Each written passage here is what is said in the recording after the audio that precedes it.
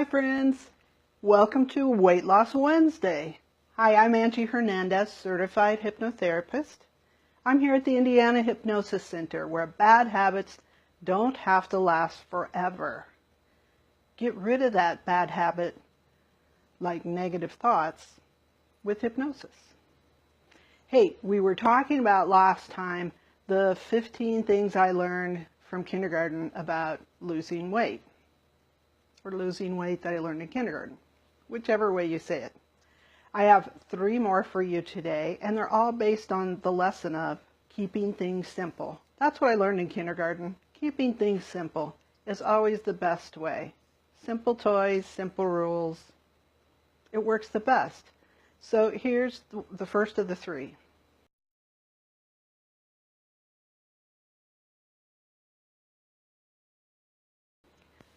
Redo your idea of what a salad is.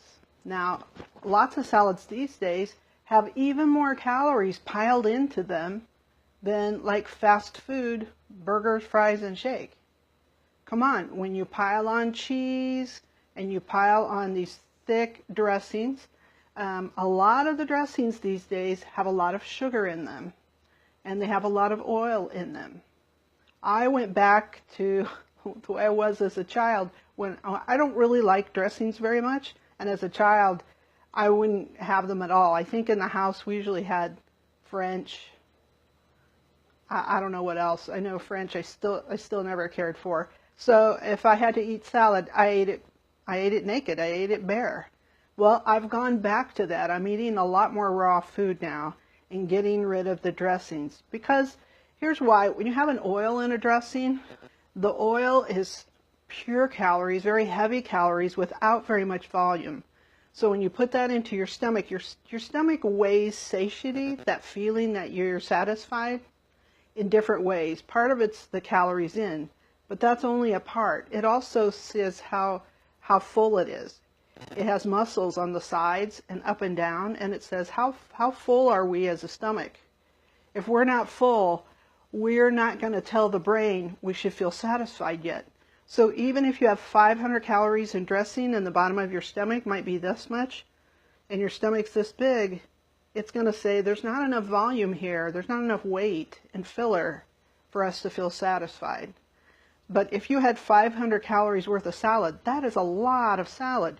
You'd have a big, huge amount of food in that stomach, and it would totally feel satisfied. And all the calories you get from the real natural foods, those are very healthful to you, and they're because they have living cells that are actually feeding your body, whereas the oil, it doesn't do the same job. It doesn't have the vitamins and minerals in it that the raw food does. So my new way is to either concoct a salad dressing with no oil that's just made of raw foods, or just to eat it plain the way I did as a kid. I'm pretty much just as happy that way. And if you want to add more flavor to your salad, add some fruits, add some vegetables that have a sharper flavor. Maybe add a few nuts. I know that a lot of people say I can't eat nuts because they're high in calories and the oil is too fattening. But these are the good kind of oils, and these are the kind of foods your brain needs, or foods from nuts. You don't put on a whole jar of nuts. You put on a few nuts, and that's where you get the benefit without the added bulk. All right, and the salad, honestly, my personal opinion is ditch the cheese completely. Really, dairy is a huge problem in our country. It's a food that's, I guess inflammatory is the word I'm looking for. It's inflammatory to our bodies. Now you might say, I don't have any trouble with cheese and dairy. I'm not intolerant. Well, you might not be intolerant that you know of. Here's what happens is the villi and the small intestine, the tips of the villi are the part that deal with lactose. Now in me, I had celiac disease where my body attacked the villi, so my villi were pretty much gone. I couldn't tolerate any kind of dairy. Even in a person who still has those villi and is tolerating dairy, it seems like normally, as we age, we tolerate less lactose. So If you're eating dairy every day, and if you're questioning what I'm saying, you probably are. You're probably having dairy of some kind every day. Well, you're used to the way you feel, so it doesn't feel like it's a bad thing to you. But if you gave it up for a few weeks and then went back to it, you might see how different you feel. What it does is, especially when we're older, it creates an inflammatory type of situation in our bodies. It gives you, you might notice, it gives you a mucousy, thick throat. It really creates a lot of mucus up in our system. If you're prone to sinus infections and like asthma, those kind of breathing problems, go off dairy for a few weeks and just see if you can tell a difference. And then when you're completely off for a few weeks, go back and try some. If you react to it, then you have a problem with dairy. And I'm talking about all dairy now. Some people live in cities, they don't really know everything that dairy's in. Look, it's not just milk that you drink. Cheese is completely made from dairy. Cream is from dairy. Yogurt is made from dairy. There used to be non-dairy yogurt. There also used to be unsweetened yogurt, but you can't really find that anymore. There's a little bit of non-dairy yogurt. I've seen soy here and there, but right across the board, normal yogurt that you buy in the store, all from dairy. Ice cream's from dairy. Again, cheese, cheese, cheese. We are a nation addicted to cheese.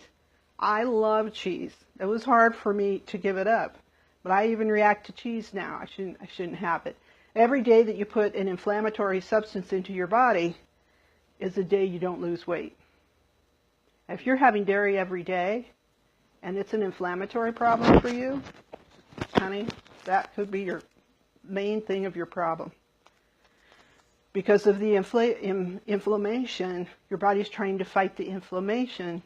And again, as I've said before, when your body's in fight or flight, or when it's fighting an inflammation, it takes nutrients and food and circulation, blood supply, takes all that away from the digestive area, and it sends it out to do this other fight.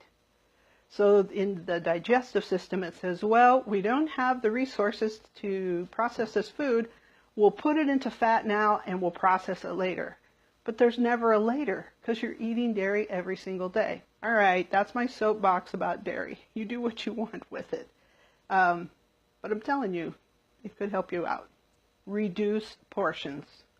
Now, my main weight loss program, I call it Weight Loss Epiphany, is based on the virtual gastric band hypnosis, where in hypnosis you imagine going into a hospital, getting a gastric band, and reducing the size of the top part of your stomach to a golf ball size.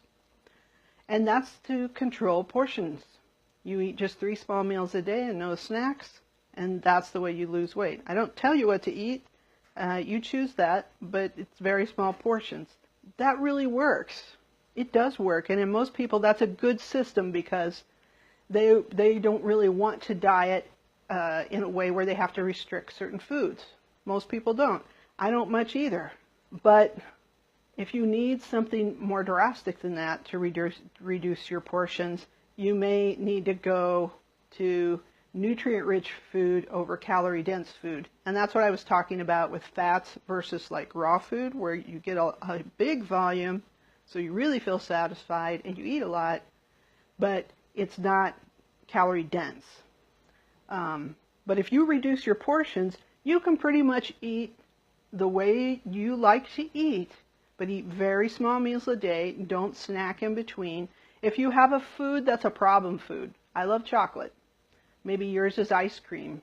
Maybe yours is chips. If you have a problem food, the way to eat it then is to eat your very small meal and then eat your problem food at the end as a kind of dessert. Never eat it by itself, only with a meal and only at the end. So by the time you're getting to the problem food, you're already pretty much satisfied, and you're not going to go crazy on that food like you might if you were super hungry or if you're an emotional eater. So just reduce your portions and control those food cravings in that way. Eat at home more. You heard me. Cook your food and eat it at home more. Or there's so many different ways to do this. Here's what, when you eat out, our portions have gotten, in the U.S. anyway, our portions have gotten ridiculous. They serve you on platters like this. And that used to be something you'd serve to the family, a platter. I mean, if you're not convinced of that, think about putting, even our crockery today, think about getting a modern set of plates and putting them into a home whose cupboards are 1930 size. They don't fit. They're too big because our plates even used to be smaller. So eat at home where you can control the size of plate. I eat on a bread plate now, unless I'm having a big, huge raw meal, which I put on a regular plate, and I eat as much of that as I want because it's all raw, so it's not calorie dense. But eat at home more. Create the food so that you know what's in it. You know if there's dairy, you know if there's butter, you know if there's salt, you know if there's fat. You control that. You know, another way to do that is what we call food assembly, where you'll go out and get some of the components of the food out and bring it home and put it together with other food assembled. Let's say you go out and buy a rotisserie chicken from the deli. Well, that's the main thing of your meal is the cooked chicken. You come home, you take that apart, and you assemble your own salad. If you want a carb and you want potatoes, you do your potatoes. All your side dishes you do at home, and you eat it at home. Okay, that's not so bad. That doesn't take nearly as much time as cooking the chicken yourself. Or maybe you bring home the chicken, and you shred it out, and you make something like tacos, or a soup with chicken as a base. Assembling is a great way to do it. Like even a soup, you buy the soup base, and then you add to it what you like to add. That's not bad. You still eat at home. You still control most of the meal. You know, eating at home sometimes takes a little more planning, but planning, if you want to lose weight, planning is where it's at. So, you know, if you're shopping one day a week, put on your list the stuff you need to go with assembling dinners. Maybe you need more salad ingredients, and come home and prep them right away. Like cut up all the vegetables, put them in small bags, and then it's just a grab and go. I really like the jar method, salad jar method. I don't know if you've seen that. It's all over Pinterest, has been for a couple years. You take a quart jar. I use the ones I used to buy spaghetti sauce in. And you put, when you get home from your shopping, you prep all the vegetables, and then you lay out these jars for the whole week. Like if you go 5 days a week and you want a salad to go with your lunch at work, lay out 5. You know, if you want them for dinner every night, lay out 7, however many you need.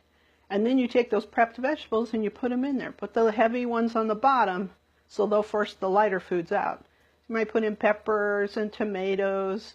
Maybe you like some fruit. Maybe you want some raisins in there. Put in some raisins. If you're going to put in nuts, I would do that when you serve it because they might get soggy. Put in the lettuce. Put in arugula. All the things you like. You put it in the jar and they all go in the fridge and they're ready to go. You just shake them out of the jar. They store easily. They stay beautifully in the jars. So easy. So eat more at home. You'll honestly reduce your calories quite a bit by eating at home. And that's 15 ways to lose 100 calories from things I learned in kindergarten. Don't you like it? Simple and easy. All right, I'll see you next time on Weight Loss Wednesday. Hey, follow me so you don't ever miss any episodes of Weight Loss Wednesday. This one's from me to you, friends. Bye. Have a great day.